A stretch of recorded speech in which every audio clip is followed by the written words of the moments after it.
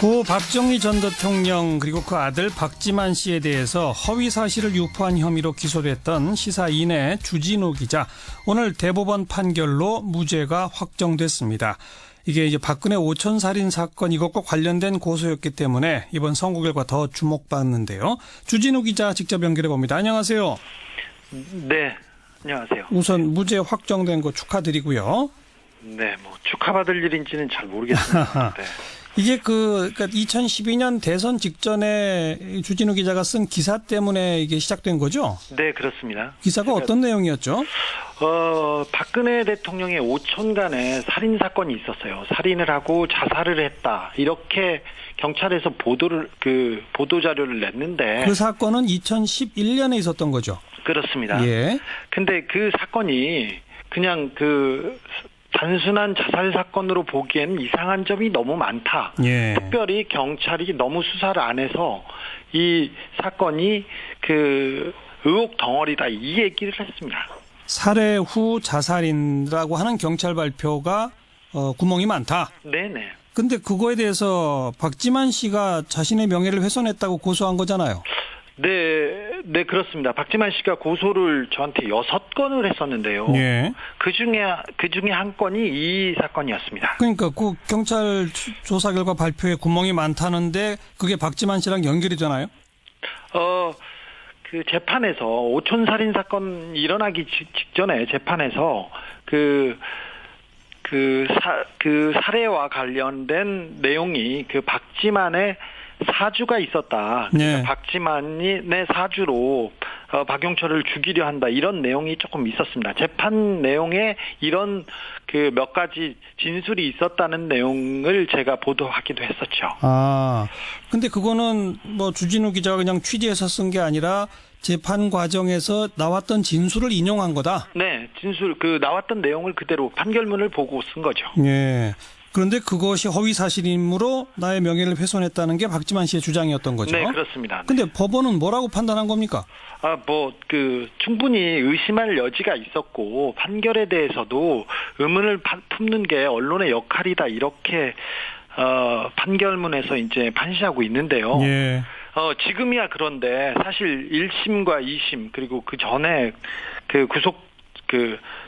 영장실질심사 때는 굉장히 어려웠었습니다. 그 얘기를 하는 것조차도, 그 의견을 받아주는 것조차도 예. 용기가 필요한, 법조인들의 용기가 필요한 내용이었어요. 아무튼 이 사건으로 고소당한 후에 검찰은 구속영장 청구했는데 기각됐고, 네. 1심에서 무죄, 2심에서 무죄 그렇게 된 거잖아요. 네, 그렇습니다. 그러니까 사법부는 일관되게 주진우 기자의 보도가 허위 사실이라고 볼 수 없다, 이렇게 한 거군요. 네, 사실 대통령 주변의 살인 사건을 얘기했다는 것이 가장 큰 저의 죄인데요. 예.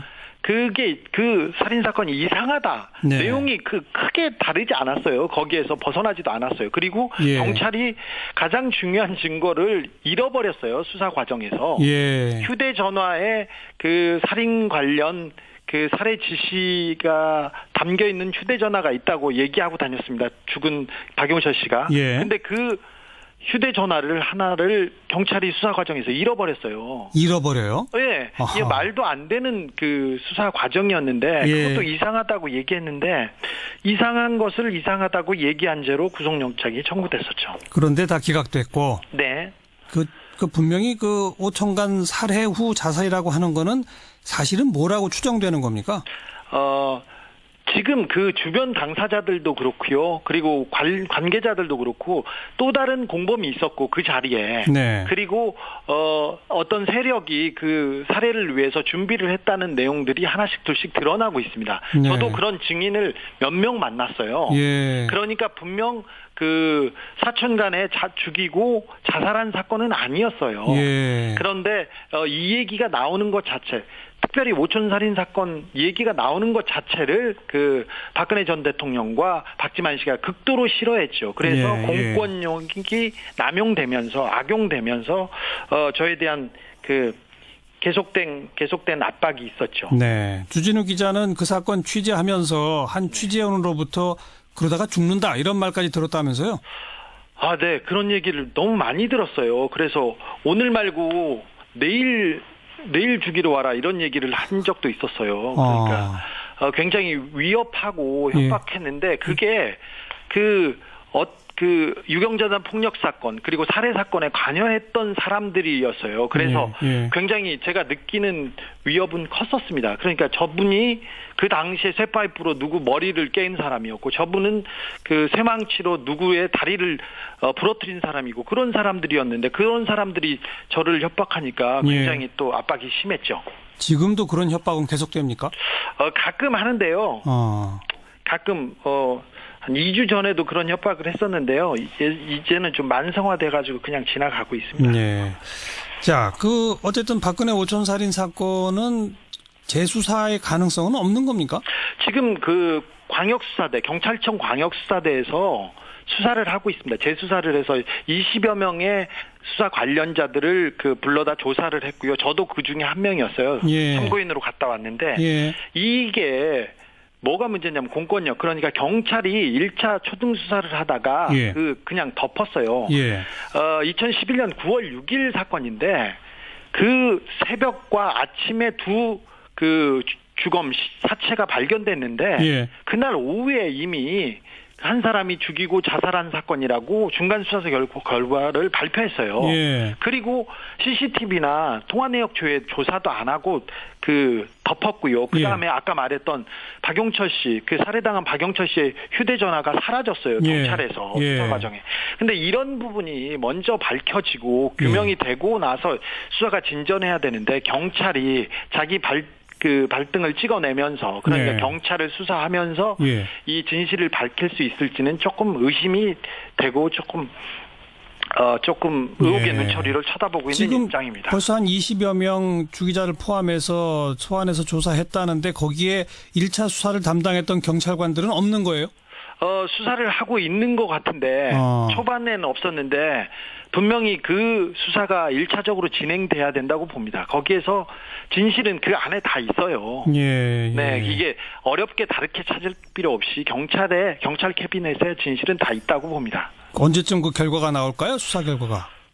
수사 결과 이게 어려운 수사가 아닙니다. 살인 사건인데 그리고 여러 증언자들이 나오고 있습니다. 그리고 유경재단과 그리고 이 폭력 사건, 살해 사건 주변에 있던 폭력 행위에 가담했던 사람들이 증언하기 시작했어요. 그리고 자기가 위험하다고 얘기하기 오래 걸릴 일이 아니다. 금방 나올 것이다. 네, 오래 걸릴 일이 아닙니다. 알겠습니다. 경찰의 의지가 있으면 금방 해결될 거라고 봅니다. 함께 기다려 봅시다.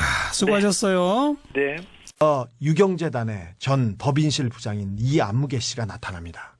이안무개가 법정에서 밝힌 내용입니다. 박용철 씨가 신동욱 교수를 죽이라고 박지만 회장이 이야기한 내용을 녹음한 것이 있고 통장으로 비용을 붙여준 증빙이 있다. 나 혼자는 그냥 죽을 수 없다. 그러니까 박지만이 시켰다. 그러니까 거죠. 박용철 씨가 갑자기 심경의 변화를 일으킵니다. 그 이유는 우리도 몰라. 네. 중요한 건 심경의 변화가 일어났다. 박지만 씨의 측근이었고 법정에서 처음 증언에서는 박지만 씨가 시킨 게 아니라고 말했던 박용철 씨가 어느 날 이 암흑의 유경재단 부장에게 털어놨다는 거야. 털어놨는데 그 내용이 뭐냐면 박지만 씨가 살인을 교사했고 비용을 붙여줬다는 주장, 그런 주장을 털어놨고 그 이야기를 들은 이 암흑의 부장이 재판에 나와서 내가 그런 얘기를 들었습니다. 라고 증언을 해버린 거지. 그런데 여기에 더해서 하나 더. 그날 박용철 씨가 신동욱 씨 재판에 증인으로 불러갑니다. 그러니까 이 부장도 나가고 박용철 씨 본인도 나간 거야 이제. 2010년 9월 1일이었습니다. 당시 법정에서 박 씨는 이렇게 진술합니다. 박지만 회장의 정용희 비서실장이 나에게 박지만 회장님의 뜻이다라고 이야기한 것을 증인이 녹음한 테이프가 있습니다. 테이프라고 할 것도 없이 증인의 핸드폰에 녹음해 놓은 것이 핸드폰을 바꾸면서 캐나다에다 가져다 놓았습니다. 그러니까 원래 박지만 측근이었던 박용철 씨가 말을 바꿨죠. 왜 틀어졌는지 모르겠는데 첫 번째 증언하고는 다르게 박지만 씨가 교사했다는 내용을 내가 가지고 있다. 핸드폰에. 이런 내용을 증언을 해버렸네. 이런 사건이 벌어진 겁니다. 네. 그래서 당장 이 핸드폰을 확인하고 싶을 거 아닙니까? 예. 그래서 신동욱 씨 변호사인 조성래 변호사가 9월 27일 날 박용철 씨를 증인으로 신청했습니다. 채택되진 않았지만 이 증거를 받아봐야 될 거 아닙니까? 네. 그래서 그쪽에선 계속해서 신청하고 있는 단계였습니다. 그런데 9월 6일입니다. 자, 여기까지 이제 알겠죠? 네. 유경재단 분쟁이 있었고 네. 신동욱 씨가 자기를 셋째가 죽이려고 주장한다는 사건이 있었고 네. 그리고 이것에 대한 재판이 있었고 네. 그때 신동욱 씨를 죽이려 했다고 지목된 박용철 씨가 네. 처음에는 박지만 씨가 시켜서 한 게 아니라고 증언했다가 네. 두 번째 증언 때에서는 시킨 게 맞다고 말을 뒤집은 그런 상태였습니다. 그런 상태. 굉장히 위태로운 상태지. 네, 박지만 씨에게 위태로운 상태지. 증거가 나오기 직전이었죠. 만약에 그 테이프를 공개했다면 사건이 완전히 뒤집어지는 그 직전에.